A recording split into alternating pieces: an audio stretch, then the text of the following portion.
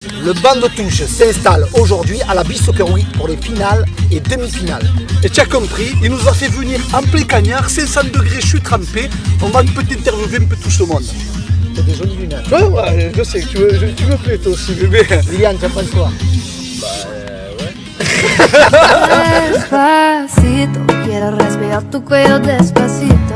Deja que te diga cosas al oído para que te acuerdes si no estás conmigo.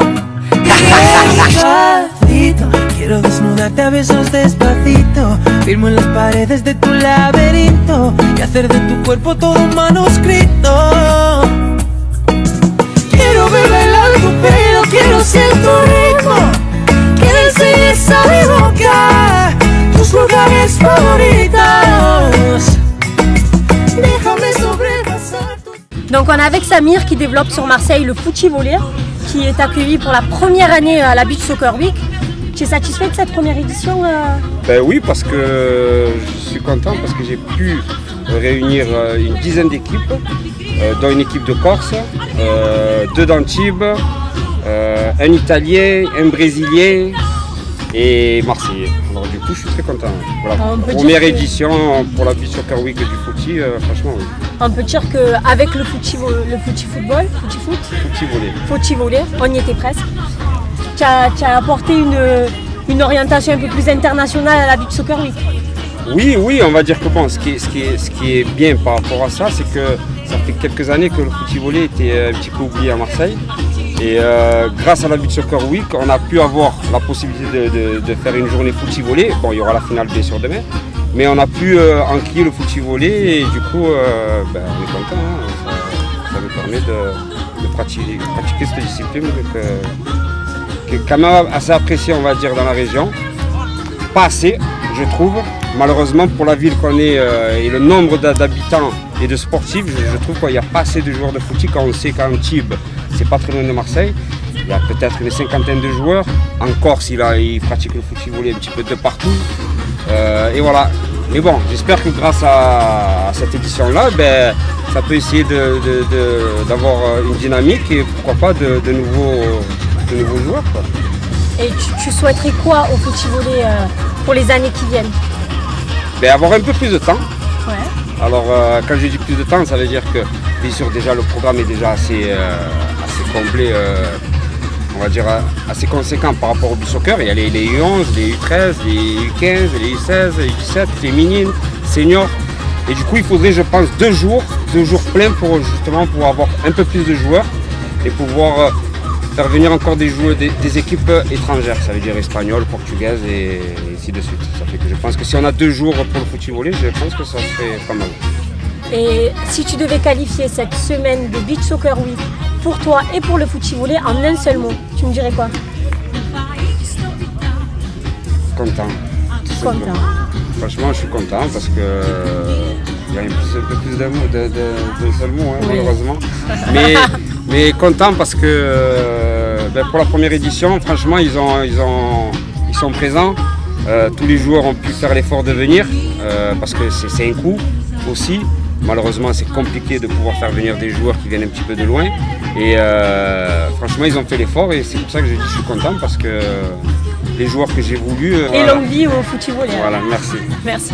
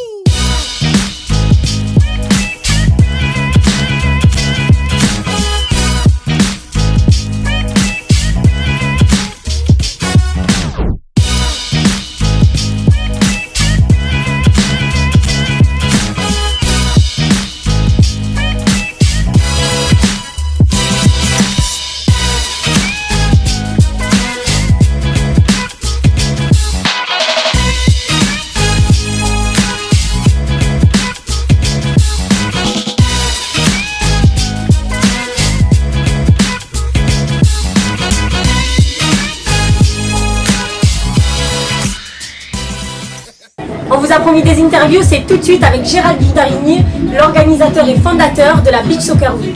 Alors Gérald, cette 5e édition, une réussite? Oui, une réussite, on est très content d'avoir pu faire cette 5e édition, puisqu'au début le but c'était de pérenniser l'événement. Voilà, là on y est arrivé. La 5e édition dépasse tout ce qu'on a pu imaginer en termes de sportifs et de retombées au niveau des gens qui sont vraiment contents de participer à cet événement. Et franchement, voilà, c'était très bien, tout le monde a pris du plaisir. C'est basé sur la convivialité et l'authenticité comme on s'est construit depuis des années. Et de voir le sourire et le plaisir des gens tout au long de cette semaine, ça nous a vraiment ravi. Donc un événement qui se pérennise, où on voit des gens qui ont le sourire. Mais est-ce que la qualité des équipes était au rendez-vous? La qualité était au rendez-vous, puisque dimanche on aura l'occasion de la journée de toutes les finales, de voir justement tout ce qui a été fait dans la semaine et les équipes qui ont eu le droit de pouvoir représenter leur couleur en finale. Et franchement on a eu de la qualité, on a eu de très beaux matchs, de l'engagement, du spectacle, de l'envie, des sourires. Franchement c'était très bien, je pense que dimanche la qualité sera au rendez-vous et qu'on va vivre des grands moments. Donc des grands moments qu'on va partager avec des filles et des garçons. Petit mot pour les féminines? Mention spéciale même pour les féminines, c'est même une fierté parce que c'était une volonté de ma part il y a 5 ans de créer cet événement et de ce tournoi spécifique aux filles. Ça a été une grande réussite, je suis très fier, c'était une première en France à l'époque, ça s'est pérennisé dans le temps, ça a été une formidable bataille pour arriver en finale. Je suis d'autant plus fier c'est que mes filles de Marseille Beach Team rencontreront l'Olympique de Marseille. Donc, demain. Voilà, donc c'est à 15h45 la finale et ce sera certainement un grand rendez-vous avec de la qualité sur le terrain et tout le monde voudra gagner. Je pense que ça sera un beau spectacle pour les spectateurs présents. Génial. On a déjà les dates pour l'an prochain? L'an prochain, ça sert tout le temps la 2e quinzaine d'août. Après, ça a affiné. Bon, j'espère que d'un coup, chaque année, j'ai dit bon, on fait la 5e, rendez-vous à la 6e, j'espère qu'elle aura lieu. J'espère de tout cœur que ça aura lieu. En tout cas, c'est une grosse volonté de notre part. Top. Donc on vous donne rendez-vous, on l'espère, à la 2e quinzaine d'août en 2020.